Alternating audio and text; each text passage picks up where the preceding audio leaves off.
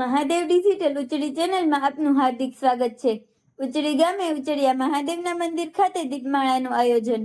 ઉચડિયા મહાદેવના મંદિરની પ્રાણ પ્રતિષ્ઠા થઈ ત્યારથી દર સોમવારે નિયમિત રીતે દીપમાળાનું આયોજન કરવામાં આવે છે.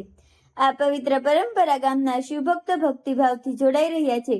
આજની દીપમાળા ઉચડી ગામના શિવભક્ત અને ઉચડી બજરંગ દળના પ્રમુખ મુકેશભાઈ ખેર અને તેમના પરિવાર દ્વારા મહાઆરતી ઉતારવામાં આવી હતી.